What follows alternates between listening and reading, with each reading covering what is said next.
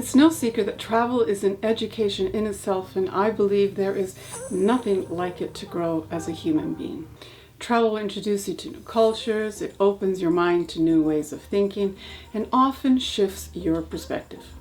New experiences take you out of your comfort zone as you're exposed to different lifestyles. This year, most of the world has been in lockdown due to this pandemic, and it has made us aware of how much we miss traveling and exploring this beautiful world. But there is a correct way to travel, different from being a tourist, and it is what I like to call the enlightened traveler. In a recent National Geographic article, it states that the pandemic killed the 8 trillion global travel industry overnight. We all witnessed the pre-COVID 21st century travel business with open borders, open destinations, visa-free travel come to a complete halt. Post-COVID travel will definitely be different, and I've read there will be a rise in the ecotourism, particularly in countries that suffered from over-tourism like Italy and Greece. We'll travel more consciously, and sustainability will be the force behind it, which honestly I'm happy about, and here's why. A few years ago, I once had a conversation, so we're talking pre-COVID, with someone who was talking about all the places she had visited. And her objective was to see as much of the world as she could with her husband. So they made it a rule to visit each place briefly and only once. I always found this type of travel to be superficial and unsustainable because you only see a place on the surface level, and at least in my book, that is what I call a tourist. I met a lot of people who hop around on trips, staying in each place for 2 or 3 days before they zoom off to another location. They'll decide to go to Italy, for example, for 10 days and spend only 3 days in each place. For instance, Rome, Florence, and Venice. This sort of itinerary is fine if you just want to get a taste of the place with the intention of coming back for a longer stretch. But I ask, what can you possibly learn about a place, their art, their culture in 2 to 3 days? Rome, for example, is over 2,000 years old. How can you see a place in such a brief time? Personally, I like to stay long enough to really get to know the location, meet some of the locals, begin to fit in, learn the culture, and even learn a bit of the local language, especially if I've never been to a place before. Each time I travel to a destination, for example, for an elopement commission, I stay to a few days extra to explore and get to know the place. This to me is the reason and the real beauty of travel.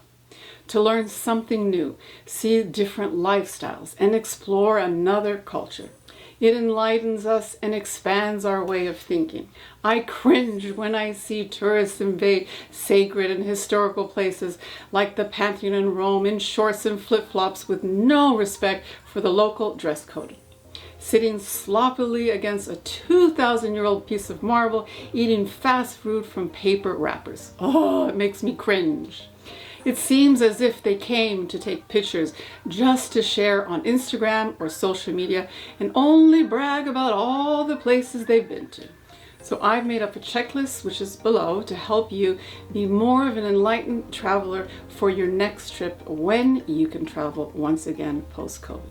Because we will travel again, but this time more conscientiously and hopefully with more respect to our beautiful world. 10 things to consider when traveling to a new place. Number 1, this is someone's house, so have respect. 2, learn about the local customs and culture beforehand.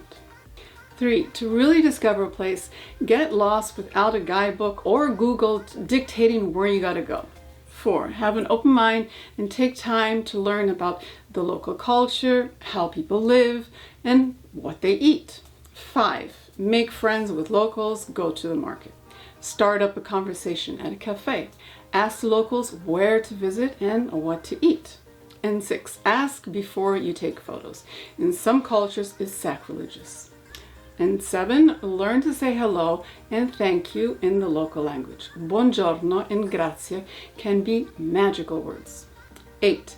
Experience new things, taste the local foods, adjust to the local time zone. And don't be upset because you can't find a restaurant open at dinner at 6 p.m. or you can't find a burger on the menu. And number 9, make an effort to blend in. Italians and French, for example, are fashion-loving people and take great pride in the way they dress. So don't expect to get into the Vatican in flip-flops, shorts, or a tank top. You'll be turned away. And 10, take local transport or walk. You won't see much if you rely on tourist buses or taxis. If you'd like a free copy of this list, then you can head over to the description, which is below, to download The Enlightened Traveler, which are 10 things to consider when traveling to a new place. All photos in this video were photographed by yours truly with analog film cameras, and each photograph is printed on exquisite papers using archival fine art inks. Framing is optional, and if you'd like help to design a room or a wall, send me a message. Thank you for watching, and I'll see you in the next video. Ciao, ciao.